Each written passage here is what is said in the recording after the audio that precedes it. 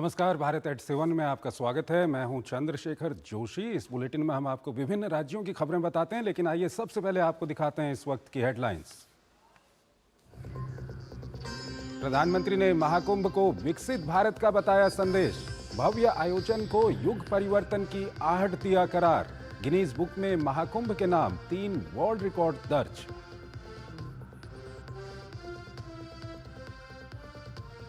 UP CM Yogi Adityanath ने महाकुंभ के सफल आयोजन के लिए सफाई कर्मियों को दिया तोहफा। 10,000 बोनस, 16,000 मानदेय और 5 लाख के स्वास्थ्य बीमा की घोषणा।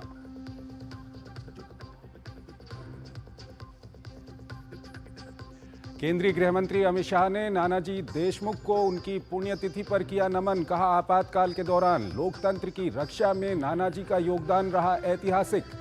राजनीति छोड़कर समाज सेवा को दी प्राथमिकता।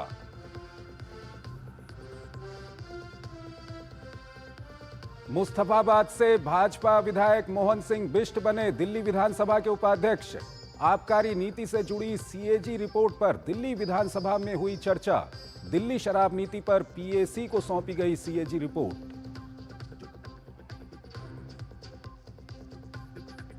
झारखंड के हजारीबाग में 2 समुदायों के बीच झड़प के बाद राजनीति गरमाई। भाजपा ने घटना के लिए बांग्लादेशी घुसपैठियों को जिम्मेदार ठहराया, तो वहीं राज्य सरकार में मंत्री इरफान अंसारी ने कहा कि मुसलमानों को कम न आंका जाए।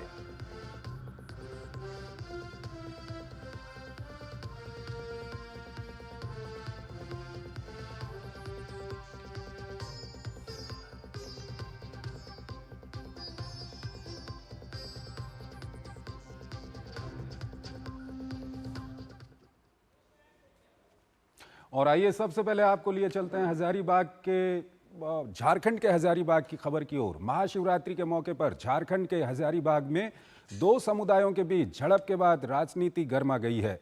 भाजपा ने इस पर राज्य सरकार को घेरते हुए घटना के लिए बांग्लादेशी घुसपैठियों को जिम्मेदार ठहराया, तो वहीं मंत्री इरफान अंसारी ने कहा कि मुसलमानों को कम न आंका जाए।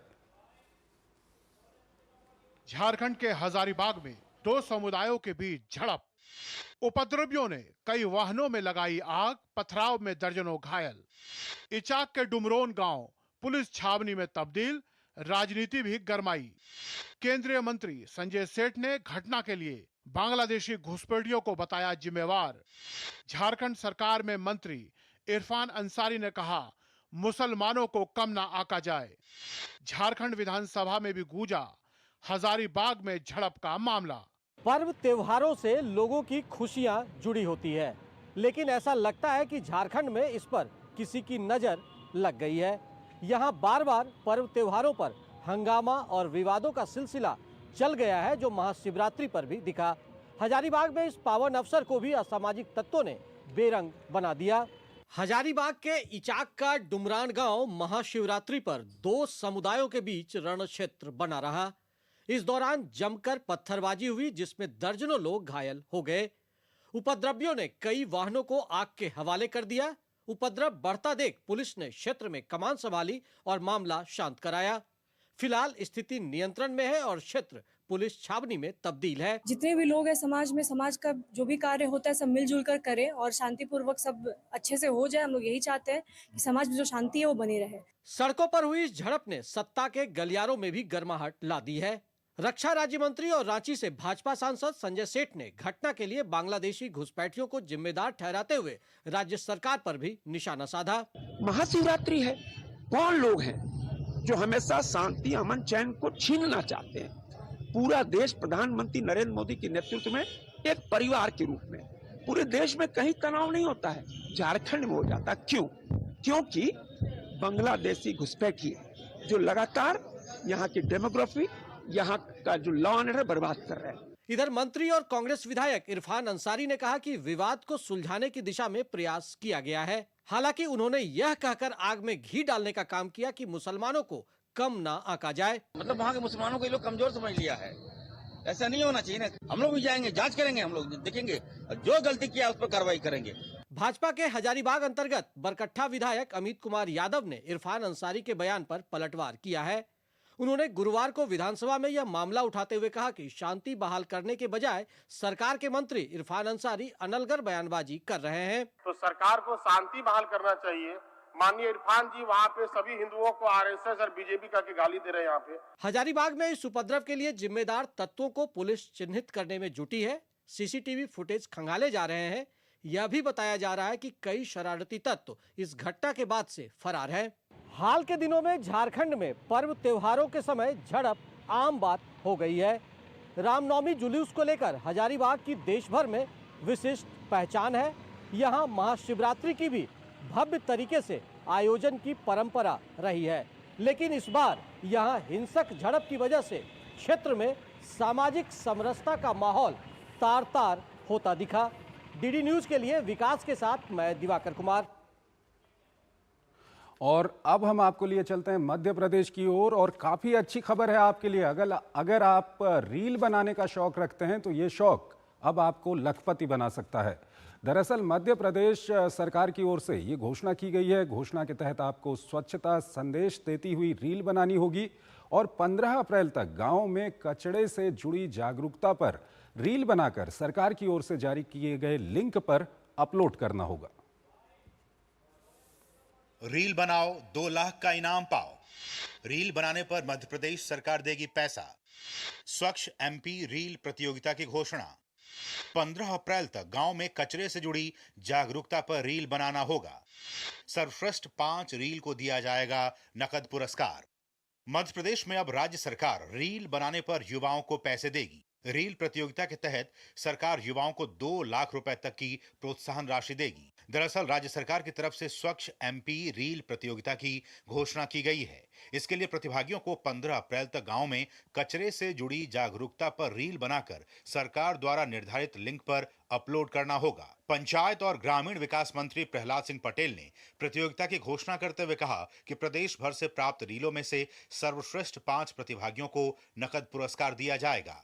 स्वच्छ एमपी रील प्रतियोगिता प्रारंभ हो रही है। गीला सूखा कचरा अलग अलग करना, इस पर कोई रील हो, कचरे का दोबारा उपयोग हो सके और खुले में कचरा ना लोग फेंके, ऐसे कोई रोचक रील अगर आप बना सकते हैं तो आप जरूर भागीदार बनिए। इस रील प्रतियोगिता में पहले नंबर का जो इनाम है वो 2 लाख रुपए है। गांव में कचरा ना फैले, इसके लिए कचरा प्रबंधन पर सभी लोगों को साथ मिलकर काम करना चाहिए। इसी उद्देश्य से स्वच्छ एमपी रील प्रतियोगिता शुरू की जा रही है। इस प्रतियोगिता के तहत नौजवान और अभिभावक स्वच्छता और अच्छी आदतों पर रील बनाकर भेज सकते हैं। इस पहल से न केवल प्रतिभागी आर्थिक पुरस्कार प्राप्त करेंगे बल्कि समाज को जागरूक करने में भी अहम भूमिका निभाएंगे। ग्रामीण विकास मंत्री प्रहलाद सिंह पटेल के द्वारा की गई है। स्वच्छता से जुड़ी जागरूकता पर हमें रील बनाना है और सरकार द्वारा निर्धारित लिंक पर उसे अपलोड करना है। इसकी अंतिम तारीख 15 अप्रैल दी गई है और उसमें से 5 सर्वश्रेष्ठ प्रतिभागियों को 2 लाख रुपए तक की नगद राशि दी जाएगी। हमारे मध्य प्रदेश के सरकार ने यह स्कीम युवाओं के लिए लॉन्च की है, जिससे हम सभी युवा, हमारे सोशल मीडिया इन्फ्लुएंसर्स और समाज के अन्य वर्ग के लोग स्वच्छता के प्रति संदेश दे पाएं, स्वच्छता के प्रति समाज के लोगों को जागरूक और शिक्षित कर पाएं। मध्य प्रदेश सरकार प्रदेश के सभी युवाओं से अनुरोध कर रही है कि कैमरा उठाएं और स्वच्छता के संदेश के साथ रील बनाने के लिए आगे आएं। माननीय प्रधानमंत्री के नेतृत्व में स्वच्छ भारत मिशन की कल्पना इस देश ने की थी। गाँव में कचरा न फैले, इसलिए कचरा प्रबंधन पर हम सबको जिम्मेदारी के साथ अपना काम करना होगा। प्रधानमंत्री नरेंद्र मोदी के स्वच्छ भारत मिशन की कल्पना को साकार करने के लिए मध्य प्रदेश सरकार ने कचरा नहीं ये कंचन है का संदेश दिया है। यदि कचरे को सही तरीके से अलग किया जाए तो ये आय का भी स्रोत बन सकता है। इस अनोखी प्रतियोगिता में भाग लेकर न केवल प्रतिभागी आर्थिक पुरस्कार प्राप्त करेंगे बल्कि समाज को जागरूक करने में भी एक महत्वपूर्ण भूमिका अदा करेंगे। अशोक तिवारी के साथ श्रेयस द्विवेदी, डीडी न्यूज, भोपाल। और आइए अब आपको लिए चलते हैं बिहार की ओर। बिहार में हर साल प्लास्टिक की खपत 10% की चक्रवृद्धि वार्षिक दर से बढ़ रही है। लोगों के लिए सुविधा बना प्लास्टिक समाज और राज्य के लिए बड़ी समस्या बन गया है। इसे देखते हुए राज्य सरकार ने बड़ी पहल शुरू की है। लोहिया स्वच्छ बिहार अभियान के तहत जिलों में प्लास्टिक अपशिष्ट प्रबंधन इकाई की स्थापना की जा रही है। ये रिपोर्ट देखिए। बिहार के जहानाबाद में प्लास्टिक वेस्ट के जरिए सड़क निर्माण, सैकड़ों कामगारों को मिला रोजगार। स्वच्छ बिहार अभियान के तहत प्लास्टिक अपशिष्ट प्रबंधन इकाई की स्थापना, रिसाइकलिंग से बिहार सरकार को लाखों की कमाई। बिहार के लिए प्लास्टिक कचरा पिछले कुछ सालों में एक बड़ी परेशानी बन गया है। लगभग हर जिले में कचरे का पहाड़ वहां के रहने वाले लोगों के लिए एक चैलेंज बन गया है। हालांकि बिहार सरकार ने अब प्लास्टिक वेस्ट मैनेजमेंट की बड़ी कवायद शुरू की है। लोहिया स्वच्छ बिहार अभियान के तहत प्लास्टिक अपशिष्ट प्रबंधन इकाई की स्थापना की गई है। अब राज्य में प्लास्टिक वेस्ट से सड़क का निर्माण कराया जा रहा है। बिहार के जहानाबाद जिले में प्लास्टिक अपशिष्ट प्रबंधन इकाई की स्थापना करीब 1.5 साल पहले हुई थी। ये पर्यावरण संरक्षण और स्वच्छता के प्रति एक महत्वपूर्ण कदम है। बिहार सरकार ने इसके लिए एक मंत्र दिया है, रिफ्यूज, रिड्यूस, रीयूज और रिसाइकिल। इतने कम वक्त में 51,000 किलो प्लास्टिक का प्रबंधन किया गया है। इससे ग्रामीण विकास विभाग ने 16,50,000 रुपए की कमाई भी की है। वेस्ट मैनेजमेंट यूनिट है और इसको एक मॉडल के रूप में विकसित किया गया है, जहां पर प्लास्टिक वेस्ट को हम लोग न केवल कलेक्शन करते हैं बल्कि उसको सेग्रीगेशन करने के बाद में रिसाइकल और रीयूज भी किया जाता है। और जो रीसेलर्स हैं प्लास्टिक के, जो लोग रिसाइकलिंग करके उससे अन्य प्रोडक्ट्स बनाते हैं, उनको सेल करके इसमें रेवेन्यू भी लगभग 16 लाख रुपए का पिछले 1 साल में जनरेट हुआ है। जहानाबाद की इस इकाई से निकलने वाले प्लास्टिक से सड़क का निर्माण, प्लास्टिक पाइप का निर्माण, प्लास्टिक शीट का निर्माण, प्लास्टिक बोरा निर्माण, प्लास्टिक के ड्यूरेबल सामान जैसे बाल्टी, मग, कुर्सी, टेबल आदि का निर्माण किया जाता है। इससे इलाके में रोजगार के अवसरों का भी निर्माण हो रहा है। हम लोग जो प्लास्टिक का 4R है उस पर वर्क करते हैं। पहले तो हम लोग रिफ्यूज़ कर रहे हैं प्लास्टिक यूज़ करने के लिए, उसके बाद अगर यूज़ हो रहा है तो रिड्यूस पे ऑप्शन है, फिर रीयूज़ के लिए और रिसाइकिल के लिए। ये जो PWMU है 2R पे वर्क करता है। ये है कि आपके पास अगर प्लास्टिक आ गया है तो इसको अब हम लोग रिसाइकिल और यूज़ करते हैं। यहाँ पे टोटल अभी तक हम लोग ने 51,000 टन हम लोगों ने प्लास्टिक को रिसाइकिल किया है और हम लोगों ने टोटल रेवेन्यू जो जनरेट किया है वो 60 लाख की है। वेस्ट प्रबंधन इकाई में 3 स्तरों पर प्लास्टिक को अलग किया जाता है। पहले पतले प्लास्टिक जैसे पन्नी, बोरा, दूध के पैकेट आदि को मशीन में डालकर उनमें से धूल को अलग कर लिया जाता है। प्लास्टिक सिलेंडर मशीन की मदद से उसे टुकड़े टुकड़े में अलग कर लिया जाता है। इस मशीन की मदद से प्लास्टिक के छोटे बड़े बोतल को कंप्रेस किया जाता है, जिसकी वजह से प्लास्टिक 12 गुना कम जगह घेरता है। इसके बाद मांग के अनुरूप प्लास्टिक वेस्ट को रीयूज के लिए तैयार किया जाता है। मिक्स प्लास्टिक होता है, हम लोग उसको यहीं पे सेग्रीगेट करवा देते हैं। मिक्स प्लास्टिक का अप्रॉक्स हमारे पास जो 30+ कैटेगरी जाता है। पन्नी को हम लोग 8 कैटेगरी में और पेट बोतल्स को हम लोग 4 कैटेगरी में हम लोग सेग्रीगेट करते हैं। जहानाबाद जिले में प्लास्टिक अपशिष्ट प्रबंधन इकाई से क्षेत्र में रोजगार के अवसरों का भी निर्माण हो रहा है। रिसाइकिल प्लास्टिक से बने सामान की क्वालिटी भी बेहतर होती है और दाम भी कम होता है। ऐसे में ये लोगों की पसंद बनता जा रहा है। बिहार में घरों से निकलने वाले प्लास्टिक वेस्ट से अब सड़क और ड्यूरेबल प्रोडक्ट्स का निर्माण किया जाएगा। एक अनुमान के मुताबिक हर साल लगभग 4 मीट्रिक टन कचरे का निपटान इसके माध्यम से होगा। इससे पर्यावरण संरक्षण में बड़ी मदद मिलेगी। डीडी न्यूज के लिए पटना से मधुरेश नारायण। अभी हम दूसरे राज्यों की खबरों की ओर चलेंगे, लेकिन पहले एक छोटा सा ब्रेक लेते हैं। सस्ते वाले दाल मसाले स्वाद हुआ बेकार। MDH की हल्दी मिर्ची धनिया करे कमाल। ये रंग दे, ये खुशबू दे, ये तीखा, ये कम पड़े। क्या निराला MDH मसाला। जन जन का रखे ध्यान, टीबी मुक्त भारत अभियान। इस अभियान का आह्वान, यदि है आपको टीबी के लक्षण तो जल्द जांच से ही होगा सबसे तेज समाधान। टीबी होने पर जल्द जांच से उपचार में आती है तेजी और गंभीर बीमारी का खतरा होता है कम। सुरक्षित होता है आपका परिवार और अन्य करीबी जन। कुछ समूहों में टीबी का खतरा अधिक होता है, जैसे वे लोग जिन्हें पिछले 5 वर्ष में टीबी हुआ हो, 60 वर्ष या उससे अधिक आयु, धूम्रपान और शराब का सेवन करने वाले, कुपोषित, टीबी निकट संपर्क हुआ हो, मधुमेह रोगी, HIV से पीड़ित लोग। तो टीबी के लक्षण होने पर अपने नजदीकी सरकारी या निजी अस्पताल या आयुष्मान आरोग्य मंदिर में निशुल्क जांच और उपचार पाएं। आइए हम सब साथ मिलकर देश को टीबी मुक्त बनाएं। टीबी फ्री इंडिया बनाने में सक्रिय भूमिका निभाएं। डाउनलोड करें टीबी आरोग्य साथी ऐप। स्वास्थ्य एवं परिवार कल्याण मंत्रालय द्वारा जनहित में जारी। जब धरती चीर कर निकलता है लोहे का पत्थर और मिलता है मोंगिया के जोश से, फिर तपता है, पिघलता है और बनता है फौलाद। अब होता है सरिया सारी खूबियों के साथ, मोंगिया स्टील, मजबूत देश का मजबूत सरिया।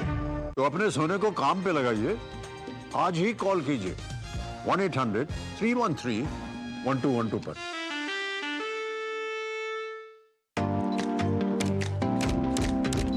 ओह लवली, वेल डन। अब होगा बड़ा स्टूडियो, नया कैमरा, नई लाइट्स, लगे हाथ नई कार भी ले लो उसी लोन से। नो, लोन लिए गए काम में ही लगाओ, समय से EMI चुकाओ, क्रेडिट स्कोर बढ़ाओ और अगला लोन आसानी से पाओ। कार नहीं तो मेरी फोटो तो ले लो। आप कौन? RBI कहता है वित्तीय समझदारी समृद्ध नारी। नमस्ते, मेरा नाम रवि है। बहुत सालों से मैं अपना CNG ऑटो चलाता हूँ और इससे मिलने वाले माइलेज से मैं खुश हूँ। नमस्ते, मैं राजेश हूँ। मैंने कुछ महीने पहले कंप्रेस्ड नेचुरल गैस पर स्विच किया है। CNG कम कीमत पर अधिक फायदा देती है और ये आसानी से उपलब्ध है। CNG एक प्रदूषण रहित ईंधन है। इसकी उच्च इग्निशन तापमान के लिए धन्यवाद। आज ही CNG अपनाएं। आधे बाउल दही में 4 चम्मच MDH चटनी पुदीना मसाला डाला, स्टर करो, पुदीना चटनी तैयार। MDH चटनी पुदीना मसाला।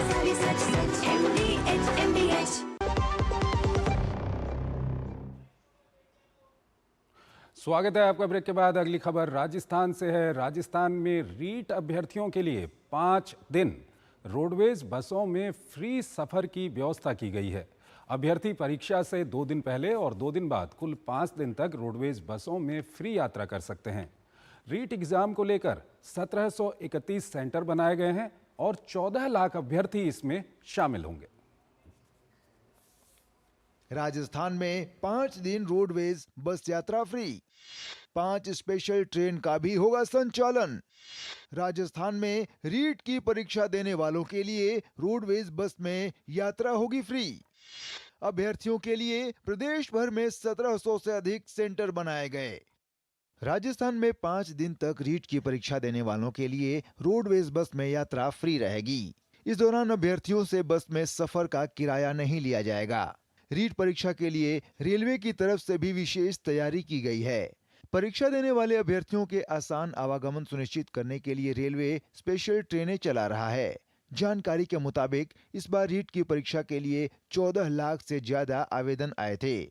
इन अभ्यर्थियों के लिए प्रदेश भर में 1700 से अधिक सेंटर्स बनाए गए हैं, जहां पर 27 और 28 फरवरी को 3 पारियों में रीट परीक्षा आयोजित की जाएगी।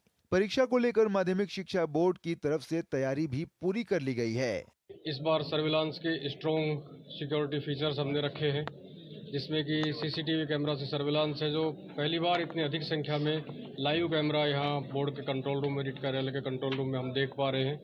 इसके अलावा जो बायोमेट्रिक और फेस रिकॉग्निशन की AI पद्धति के माध्यम से ये सभी सेंटर्स को ऊपर सुनिश्चित किया गया है कि जो असली परीक्षार्थी हैं वही परीक्षा देने पहुँचे।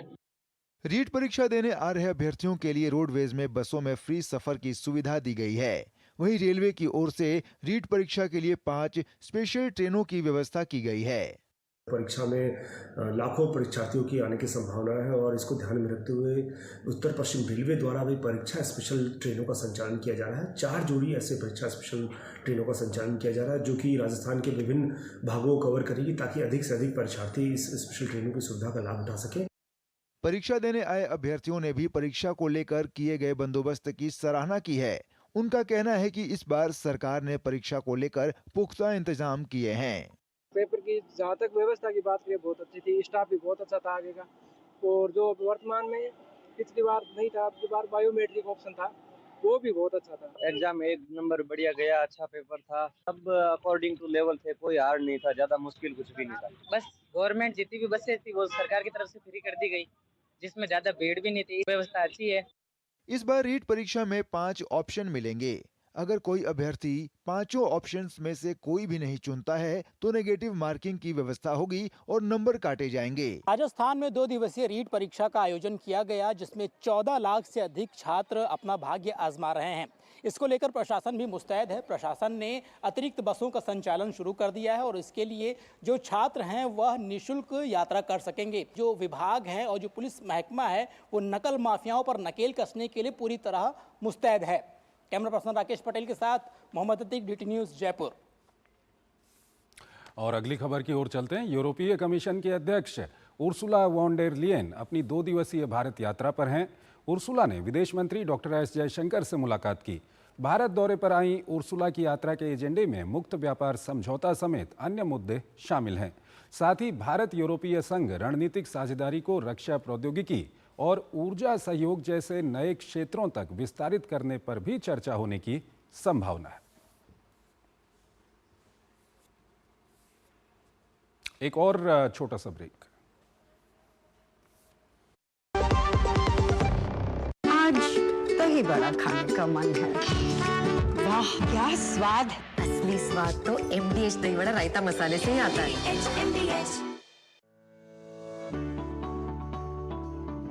Are you tired of filling fuel for your vehicle often? Switching to fuel-efficient driving is the only way out. Save fuel cost by predicting the traffic ahead of you so you can slow down by coasting. Maintain driving speed below 55 kilometers per hour. Use the right gear and clutch. Use air conditioning sparingly. Avoid idling your vehicle at red light. Drive smarter and fuel your savings. Muthoot finance पेश करते हैं gold loan मेला। Gold loan लेने पर और customer refer करने पर पाइए सुनहरा मौका, लाखों के गिफ्ट वाउचर जीतने का, साथ ही साथ जीतें आप 24 कैरेट खरा सोना। गोल्ड लोन लेने के लिए आज ही मुथूट फाइनेंस की ब्रांच में जाइए या फिर कॉल कीजिए 1-800-313-1212। मेरी पसंद, मेरी पसंद, मेरी पसंद, मेरी पसंद, हमारी पसंद, हम सबकी पसंद। मजबूत देश का मजबूत सरिया होंगे स्टील। गोल्डी मसाले के 100 ग्राम के स्पेशल पैक्स में फ्रेशनेस लॉक है। ऐसे गोल्डी मसाले जहां जाएं रिश्ते बनाएं। नमस्ते, मेरा नाम रवि है। बहुत सालों से मैं अपना CNG ऑटो चलाता हूँ और इससे मिलने वाले माइलेज से मैं खुश हूँ। नमस्ते, मैं राजेश हूँ। मैंने कुछ महीने पहले कंप्रेस्ड नेचुरल गैस पर स्विच किया है। CNG कम कीमत पर अधिक फायदा देती है और ये आसानी से उपलब्ध है। CNG एक प्रदूषण रहित ईंधन है। इसकी उच्च इग्निशन तापमान के लिए धन्यवाद। आज ही CNG अपनाएं।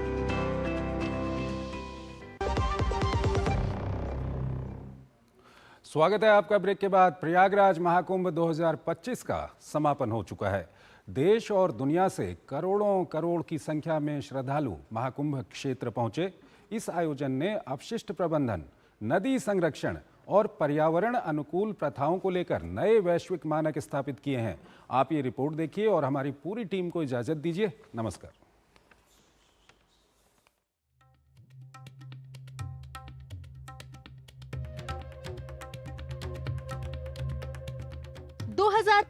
महाकुंभ कई रिकॉर्ड के लिए याद किया जाता रहेगा, चाहे वो 66 करोड़ से अधिक श्रद्धालुओं की बात हो या करोड़ों लोगों के मुफ्त भोजन की या किसी एक स्थान की अर्थव्यवस्था की। ऐसा ही एक और रिकॉर्ड महाकुंभ के नाम लिया जा रहा है, वो है महाकुंभ की स्वच्छता। अपनी विशालता और भव्यता के लिए प्रसिद्ध इस महाकुंभ ने स्वच्छता और सफाई की अद्वितीय व्यवस्था से सभी को चौंका दिया है। महाकुंभ में स्वच्छता के इस उच्चतम मानकों को बनाए रखा गया, जो वास्तव में पूरी दुनिया में एक मिसाल बन गया है। राष्ट्रीय स्वच्छ गंगा मिशन के अंतर्गत महाकुंभ 2025 के लिए 152.37 करोड़ रुपए की लागत से विशेष स्वच्छता प्रबंधन उपायों को लागू किया गया। महाकुंभ में स्वास्थ्य सुविधाओं के लिए 43 अस्पताल और 6000 अस्पताल बेड स्थापित किए गए, ताकि किसी भी चिकित्सा आपातकाल का तुरंत समाधान किया जा सके।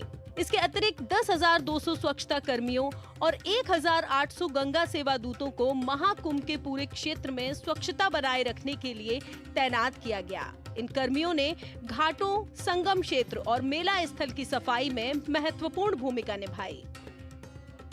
फूल डाल जाते हैं, नारियल वगैरह है, अगरबत्ती वगैरह सब फूल सब डाल देते हैं, पन्नी वन्नी, उन्हीं की सफाई करते हैं। जिम्मेदारी साफ सफाई करने के लिए साफ सफाई करते हैं। यहाँ पे 24 घंटा काम करते हैं।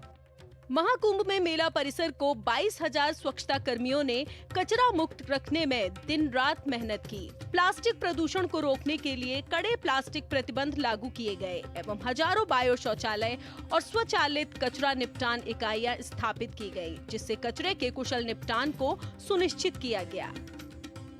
It's been beautiful, eh? So well organized, the streets are clean, the people are so friendly and happy. Thousands and thousands of pilgrimage people just enjoying the beauty of it. It's been beautiful to come and see Ganga Ma, Yamuna Ma, Saraswati Ma. It's a blessing. Bhavya